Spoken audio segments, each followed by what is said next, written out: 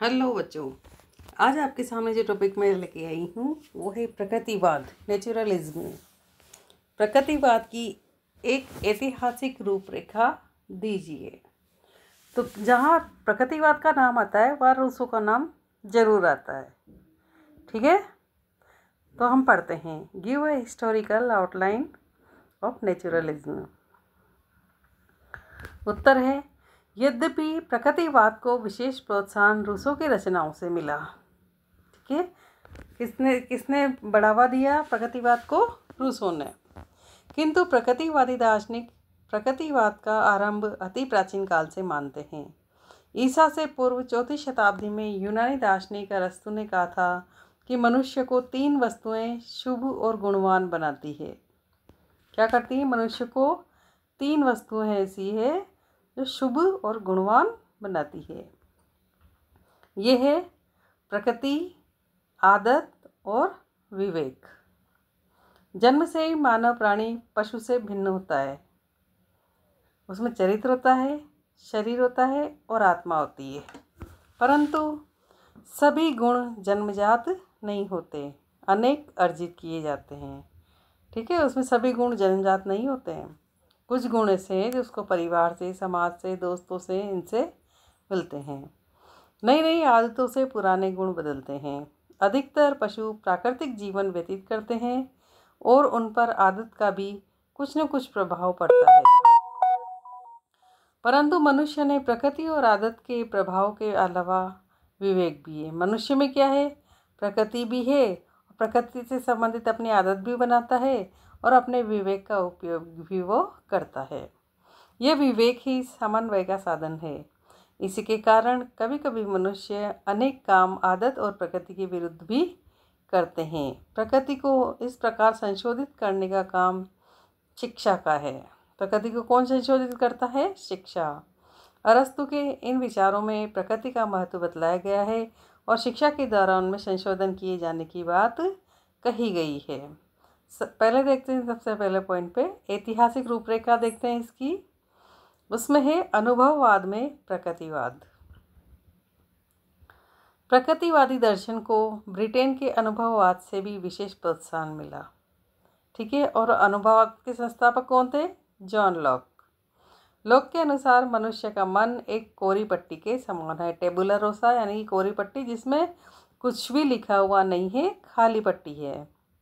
कोई भी प्रत्यय जन्मजात नहीं है। मनुष्य के मन में ज्ञान 2 प्रकार से पहुँचता है, संवेदना के द्वारा और चिंतन के द्वारा। उसने कैसा महसूस किया और उसके बारे में कैसा सोचा। ठीक है, संवेदना और चिंतन से मन में आने वाले प्रत्यय सरल और असंबद्ध होते हैं।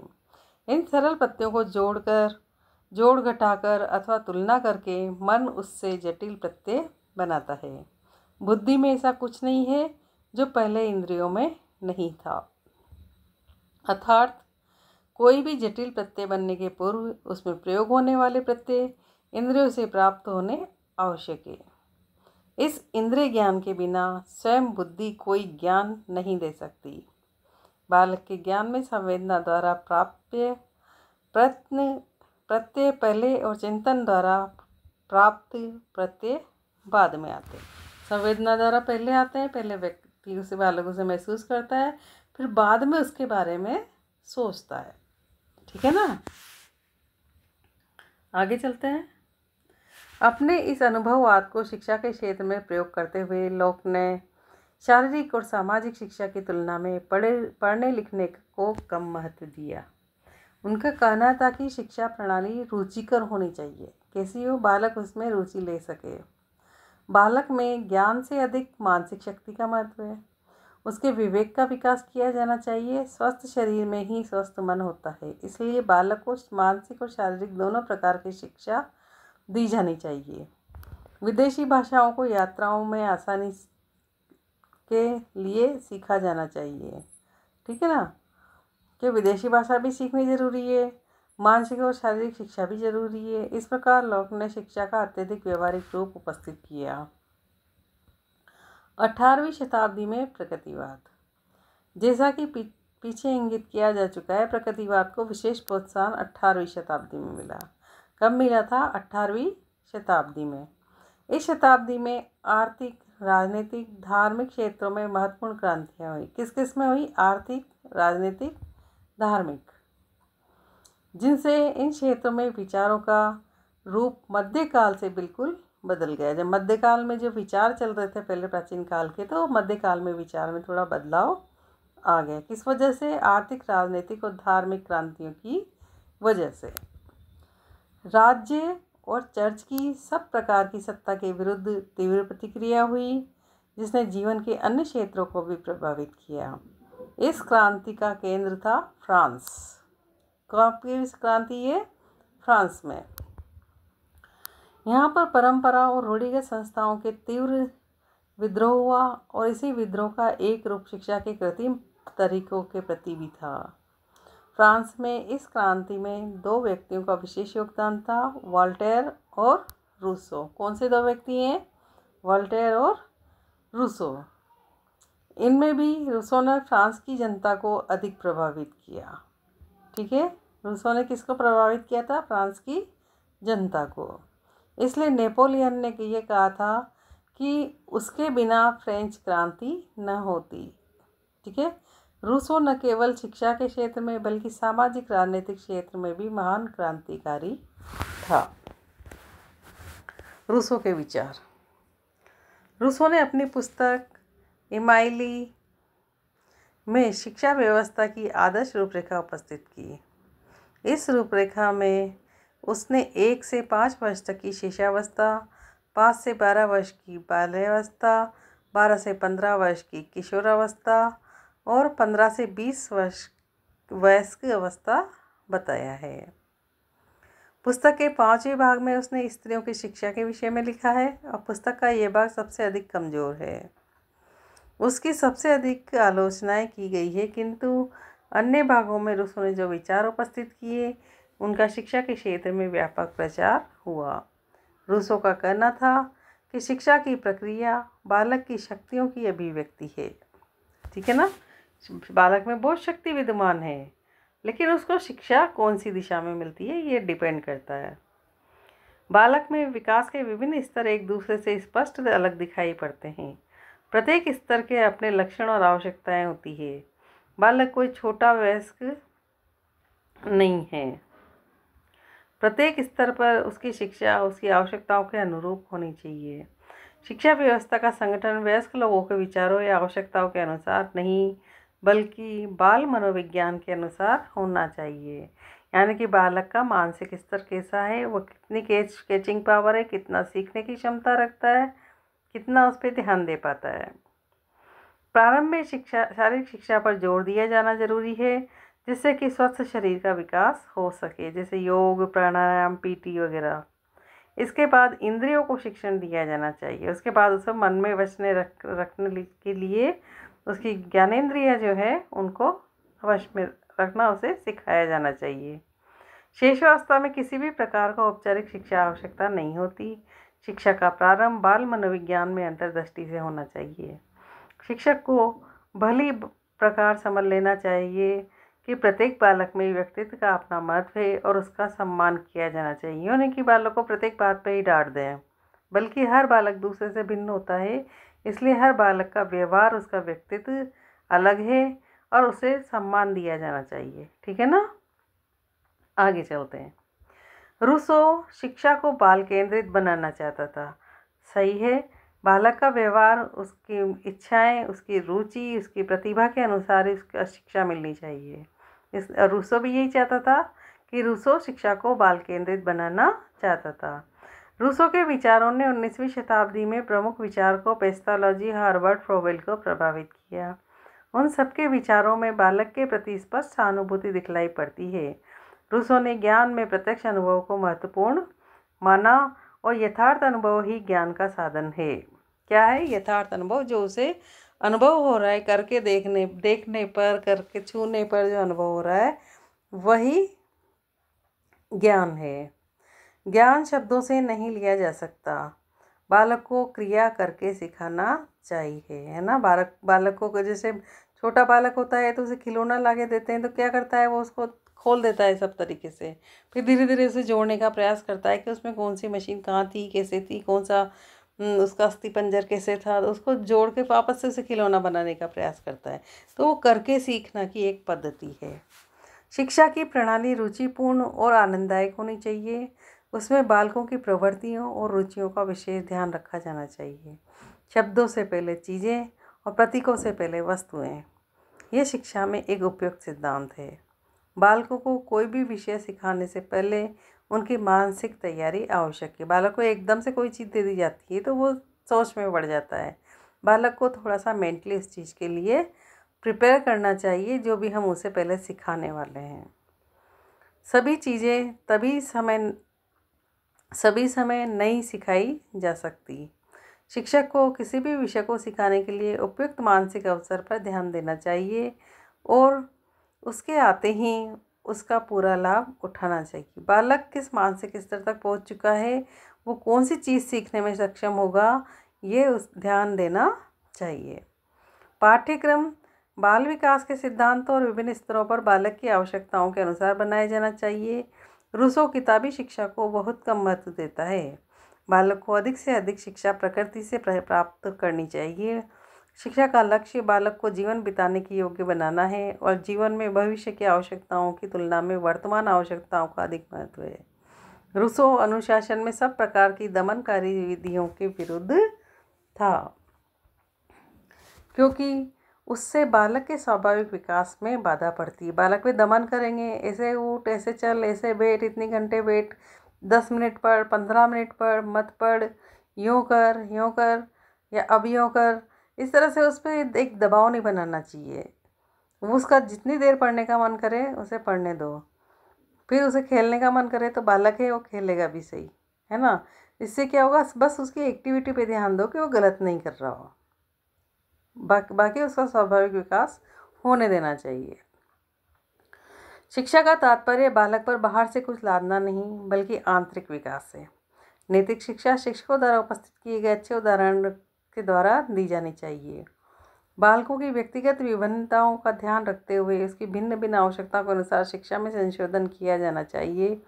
सब बालकों के लिए कोई एक शिक्षा प्रणाली उपयुक्त नहीं हो सकती। रूसो स्त्रियों को पुरुषों की सहचरी के रूप में शिक्षा देना चाहता था। रूसो चाहता था कि स्त्रियां भी शिक्षा ग्रहण करें, लेकिन वो कैसी शिक्षा देना चाहता था कि तुम पुरुष की सहचर हो। वह उनका सबसे पहला काम परिवार और बालकों की देखरेख मानता था, इसलिए वह उन्हें गृह कार्य, नृत्य, संगीत, स्वास्थ्य आदि की शिक्षा तो देना चाहता था, परंतु कला, दर्शन और विज्ञान की ऊंची शिक्षा देना नहीं चाहता था। वह स्त्रियों की शिक्षा को पुरुष से उनके संबंध से निर्धारित करना चाहता था। रूसो के इन विचारों की अन्य शिक्षा शास्त्रियों ने जबरदस्त आलोचना की, क्योंकि वो स्त्रियों को शिक्षा तो देना चाहता था, परंतु कैसी, कि सिर्फ पुरुष के सहचर बन के रहे, परिवार संभाले, संगीत पे ध्यान दे, स्वास्थ्य की शिक्षा ले, लेकिन जो विज्ञान की शिक्षा है, दर्शन की शिक्षा है, वो उनको नहीं देना चाहता था। आगे चलते हैं। रूसो के विचारों का इसलिए अत्यधिक प्रचार हुआ क्योंकि उसने मानवता पर अत्यधिक जोर दिया। उसने जनतंत्री आदर्शों पर स्थापित समाज का स्वप्न देखा और तत्कालीन सामाजिक संरचना की जोरदार आलोचना की।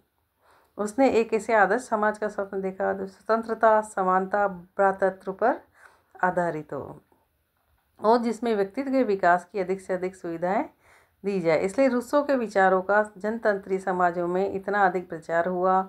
उसने शिक्षा में मनोवैज्ञानिक विचारधारा को प्रोत्साहन दिया। शिक्षा के साधनों, प्रकृति, मानव और वस्तुओं में वह प्रकृति पर सबसे अधिक जोर देता है। ठीक है, आगे चलते हैं। हर्बर्ट स्पेंसर के विचार। अभी तक तो किसके देखे थे, रूसो के। अब देखते हैं हर्बर्ट स्पेंसर के विचार। 19वीं शताब्दी में इंग्लैंड के प्रसिद्ध दार्शनिक हर्बर्ट स्पेंसर ने शिक्षा की प्रकृतिवादी योजना उपस्थित की।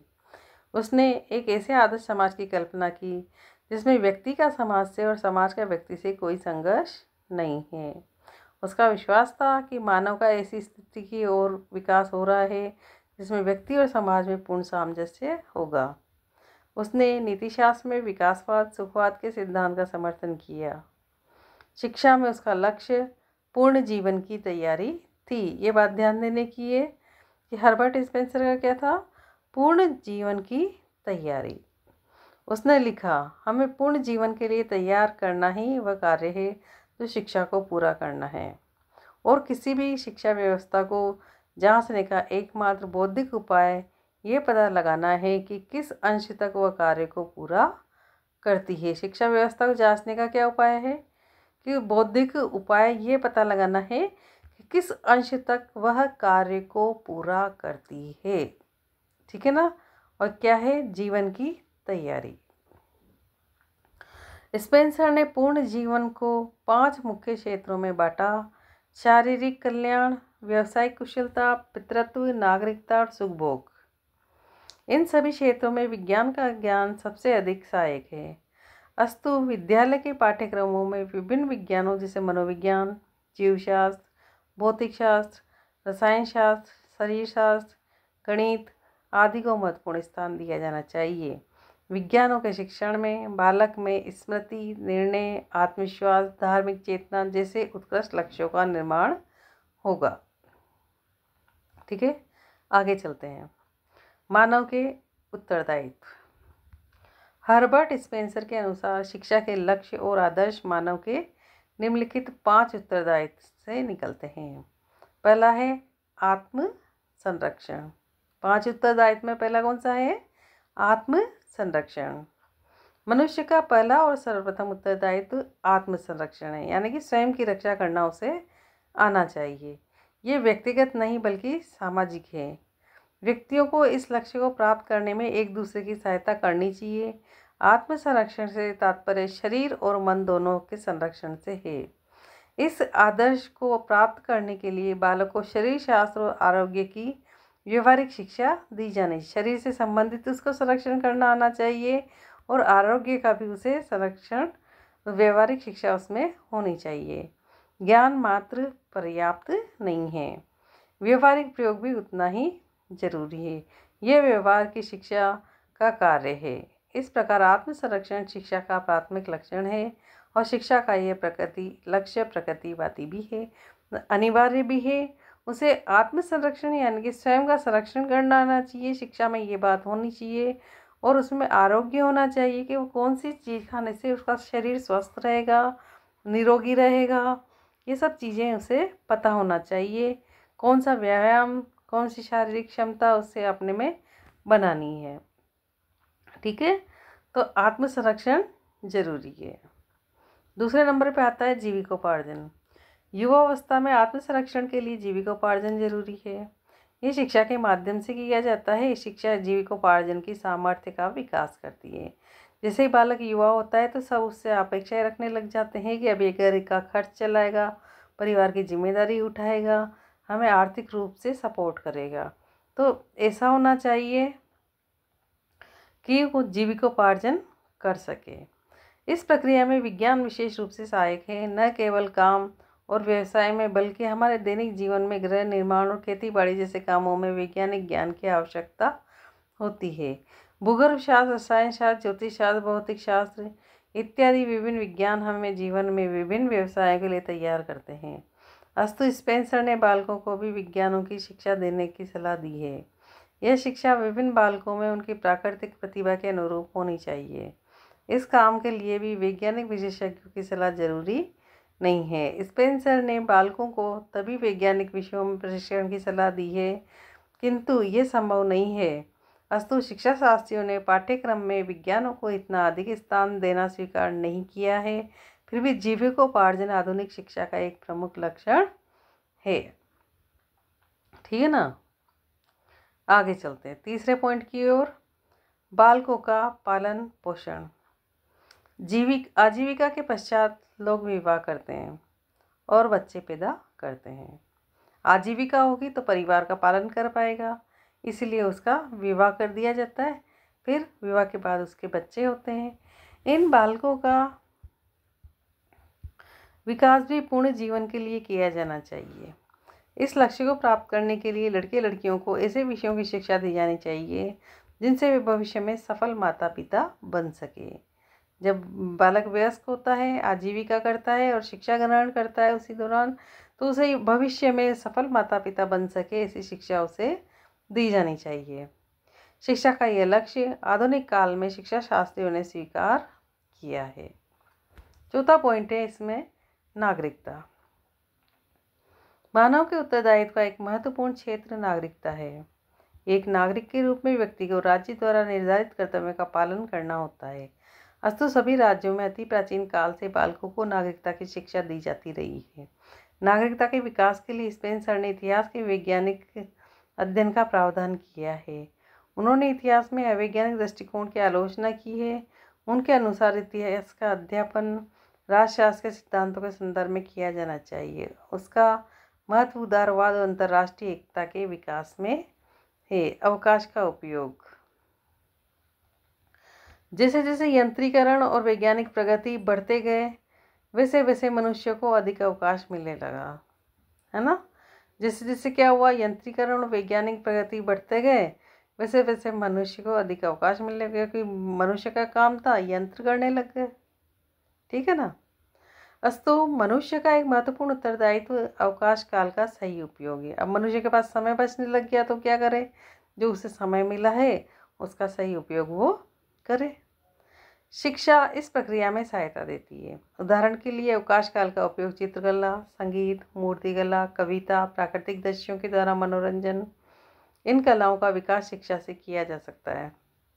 स्पेंसर ने इस बात पर जोर दिया है कि अवकाश काल का सदुपयोग वैज्ञानिक दृष्टिकोण पर निर्भर है। शरीर शास्त्र और यंत्र शास्त्र के ज्ञान के बिना संगीत और अन्य कलाओं में भी सफलता नहीं मिल सकती।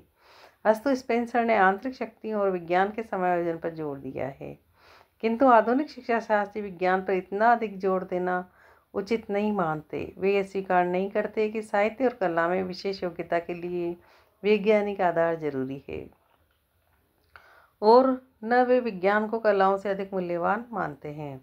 वास्तव में विज्ञान पर अत्यधिक जोर देकर हर्बर्ट स्पेंसर पूर्ण जीवन के आदर्श से दूर चले जाते हैं। हर्बर्ट स्पेंसर कहते हैं कि विज्ञान का ज्ञान होना चाहिए, जबकि विज्ञान के साथ साथ व्यावहारिक ज्ञान और मूल्य का ज्ञान, कलाओं का ज्ञान भी जरूरी है। पूर्ण जीवन के लक्ष्य को प्राप्त करने के लिए पाठ्यक्रम में साहित्य, ललित कला, विज्ञान सभी को स्थान देना चाहिए। क्या होना चाहिए? होना तो ये चाहिए भाई, ठीक है, विज्ञान भी पढ़े, साहित्य भी पढ़े, ललित कला भी पढ़े। स्पेंसर का ये कहना गलत है कि विज्ञान का भाषा से अधिक महत्व है। ये कहना भी उचित नहीं है कि विज्ञान स्मृति और चिंतन का विकास करता है। विज्ञान का मूल्य निर्विवाद है, किंतु ये कहना विज्ञान को नीतिशास्त्र से जोड़ देना है कि सत्य और आत्मनिर्भरता के विकास के लिए विज्ञान आवश्यक है। आज हमें विज्ञान से अधिक नैतिकता की आवश्यकता है, और वास्तव में संस्कृति को विज्ञान के अधीन बना देने से ही मानव संस्कृति का वर्तमान संकट उत्पन्न हुआ है। क्योंकि वैज्ञानिक तौर पे जो चीज़ें खोज हुई है और जिसका मानव इस्तेमाल करता है, तो अपनी संस्कृति से कहीं ना कहीं दूर चला जा रहा है। ठीक है, आगे देखते हैं हम अध्यापन के सिद्धांत। हर्बर्ट स्पेंसर के अध्यापन के सिद्धांत न मौलिक होते हुए भी अध्यापक के लिए मूल सिद्धांत है। नंबर 1, सरल से कठिन की ओर। पाठ्यक्रम निर्माण और अध्यापन प्रणाली दोनों में सरल से कठिन की ओर जाना मस्तिष्क का नियम है। पहले बालकों को सरल चीज़ बताई जाए जो उन्हें ज्ञात हो, थोड़ी सी जिसको समझ सके आसानी से, फिर धीरे धीरे उनको कठिन की ओर ले जाया जाए, जिससे उनका मस्तिष्क जो काम करेगा, जो समझेगा, वो उस कठिन चीज़ को भी धीरे धीरे समझ पाएगा। दूसरी बात है ज्ञात से अज्ञात की ओर।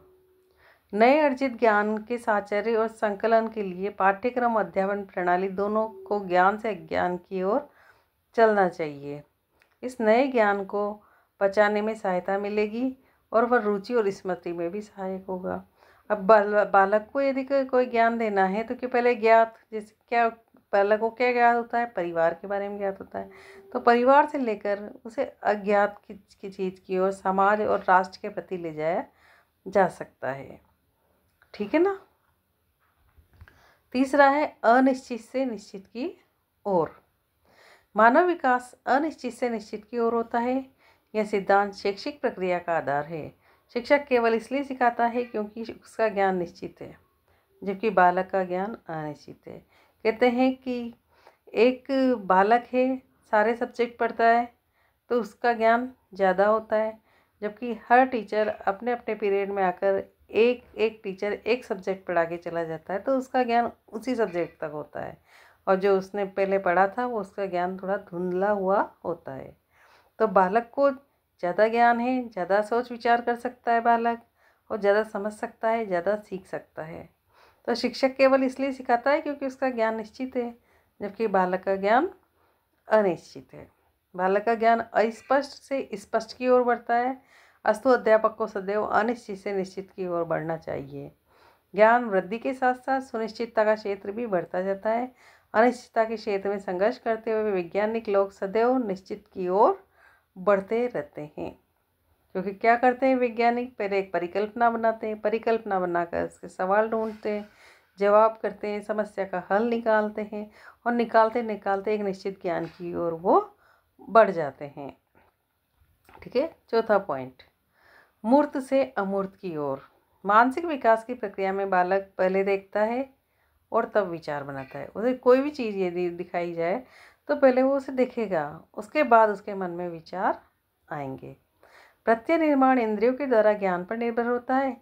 हम पहले मूर्त वस्तुओं को जानते हैं और तब अमूर्त प्रत्ययों पर पहुंचते हैं। अस्तु पाठ्यक्रम निर्माण और अध्यापन प्रणालियों का ये निश्चित सिद्धांत है कि हमें मूर्त अनुभवों से कुछ शुरू करना चाहिए और अमूर्त समीकरणों, प्रत्ययों, सूत्रों पर पहुंचना चाहिए।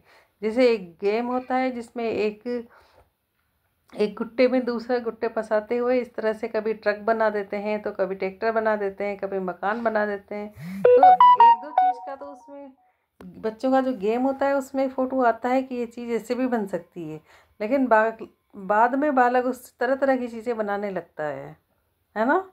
तो जो उसने सोची भी नहीं थी वो चीज़ें उससे बनाने शुरू कर देता है। तो वो क्या है, तो पहले तो मूर्त ज्ञान था उसको, फिर अमूर्त की ओर नए नए, यानी कि नए नए समीकरण, नई नई चीज़ें बनाना वो सीख जाता है। 5वां नंबर है मानव विकास की अवस्थाओं का सिद्धांत। प्राचीन काल से आज तक यह पाठ्यक्रम निर्माण और अध्यापन प्रणालियों का एक माननीय सिद्धांत रहा है कि मानव विकास की विभिन्न अवस्थाओं में इसमें परिवर्तन होते रहना चाहिए, क्योंकि युग बदलता जाता है। हर युग, हर पीढ़ी के साथ नई चीज़ आती है, तो पाठ्यक्रम में भी समय अनुसार बदलाव जरूरी है। मनुष्य अपने विकास में शैशव, बाल्यकाल, किशोरावस्था, वयस्क और वृद्ध आयु से निकलता है। इन सब अवस्थाओं में उसकी शारीरिक मानसिक शक्तियाँ निरंतर बदलती रहती है। अस्तु पाठ्यक्रम और अध्यापन प्रणाली मानव विकास की अवस्था के अनुरूप होनी चाहिए, जबकि इससे रुचि बनी रहती है। इसी से शिक्षा सफल होती है। और पाठ्यक्रम निर्माण और अध्यापन प्रणालियों में मानव विकास की विभिन्न अवस्थाओं में परिवेश की नई व्याख्या की जानी चाहिए। 6 नंबर पर आता है प्रयोगात्मक से भौतिक ज्ञान की ओर। रूसो के समान हर्बर्ट स्पेंसर भी पुस्तकीय ज्ञान के विरुद्ध था। ये भी चाहता था कि बालक सिर्फ पुस्तक का ज्ञान ग्रहण न करे, बल्कि उसका कहना था कि बालक को अपने चारों ओर की वस्तुओं के प्रयोग करने की अनुमति दी जानी चाहिए। कोई चीज़ वो छू के देखना चाहता है, कोई काम वो करके देखना चाहता है, तो वो उसको बात बात पे टोकने की जगह उस पर निरीक्षण रखें और उसको काम करने दें। यह प्रयोग उसकी बुद्धि का विकास करेगा, उसको अनुभव देगा। यह उसे पुस्तकों में दिए गए ज्ञान को आत्मसात करने और याद रखने में सहायता करेगा। पॉइंट नंबर 7, रुचिकर अध्यापन प्रणाली का सिद्धांत। रुचि का ध्यान और स्मृति से घनिष्ठ संबंध है। अतः शिक्षक को सदैव अपने अध्यापन प्रणाली को शिक्षार्थियों की व्यक्तित्व और विकास के अनुरूप रुचिकर बनाना चाहिए। यदि शिक्षक जहाँ तक जहाँ तक संभव हो वहाँ तक क्या करे, उन जो ज्ञान वो बच्चों को दे रहा है वो इतना रुचिकर बना दे कि बालक उसमें खो जाए, उसे ग्रहण करने में रुचि महसूस करे, इंटरेस्ट ले, है ना। विशेषतः वैज्ञानिक विषयों में रुचि उत्पन्न करने के लिए दृश्य श्रव्य साधनों की सहायता ली जानी चाहिए। इसके लिए दृश्य श्रव्य साधन, प्रोजेक्टर वगैरह, ये सब सहायता ली जा सकती है। अब चलते हैं अपन नैतिक शिक्षा की ओर। नैतिक शिक्षा में हर्बर्ट स्पेंसर रूसो का अनुगमन करता है। जहाँ तक नैतिक शिक्षा की बात है तो हर्बर्ट स्पेंसर और रूसो का लगभग समान है। रूसो के समान उसने प्रकृति की ओर लौट चलने को नैतिक शिक्षा को आधार बनाया है। रूसो ने भी क्या कहा है, प्रकृति की ओर लौटो, और स्पेंसर भी क्या कहते हैं, प्रकृति की ओर लौट चलने को ही माना है इसने। परिवार में बालक को दंड देने के विषय में उसके अमनोवैज्ञानिक और अनैतिक रिवाजों की आलोचना की है कि बालक को क्या करना चाहिए, दंड नहीं देना चाहिए बल्कि उसको समझने का प्रयास करना चाहिए। उसने बतलाया कि बालक का आचार केवल तभी विकसित हो सकता है जब माता पिता परिवार उपयुक्त परिवेश को उपस्थित करें। यदि परिवार में अच्छा माहौल है तो बालक शांति प्रिय, शिष्टाचार, सुलझा हुआ और समझदार बच्चा होगा। लेकिन परिवार में यदि लड़ाई झगड़े का माहौल है तो बालक भी चिड़चिड़ा होगा और घर से बाहर जाकर अपने दोस्तों से और सबसे वो लड़ाई करेगा। ठीक है ना। स्पेंसर के अनुसार प्राकृतिक परिणाम ही सर्वोत्तम दंड है। अस्तु बालक को प्राकृतिक परिणामों से सीखने का अवसर दिया जाना चाहिए, किंतु इस सिद्धांत पर अत्यधिक जोर देना उचित नहीं है। उदाहरण के लिए बालक को सब प्रकार के प्रयोग करने देना, जैसे चाकू, आग से खेलने की स्वतंत्रता देना खतरनाक हो सकता है। साधारणतः उसे खतरों से चेतावनी दी जानी चाहिए, क्योंकि वह अनेक कामों के परिणाम नहीं जानता। बालक चाकू का उपयोग नहीं जानता, हो सकता है कि वो खुद को नुकसान पहुंचा दे या अपने मित्र को नुकसान पहुंचा सकता है। ठीक है ना। तो उसको सावधान करते रहना चाहिए कि इस चीज़ से ये नुकसान हो सकता है।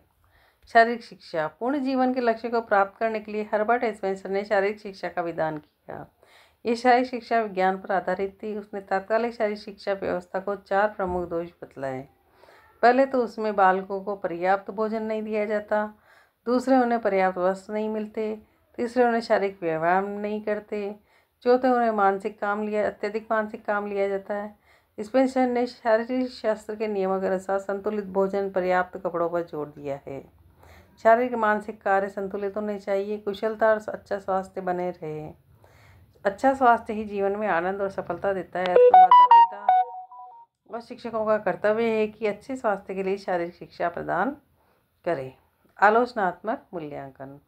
हर्बर्ट स्पेंसर के उपरोक्त शिक्षा दर्शन से शिक्षा के क्षेत्र में निम्नलिखित परिवर्तन हुए। पहला था लक्ष्य। रूसो के समान हर्बर्ट स्पेंसर ने शिक्षा के लक्ष्य को अत्यधिक व्यवहारिक बनाया। दूसरी बात थी इसमें पाठ्यक्रम।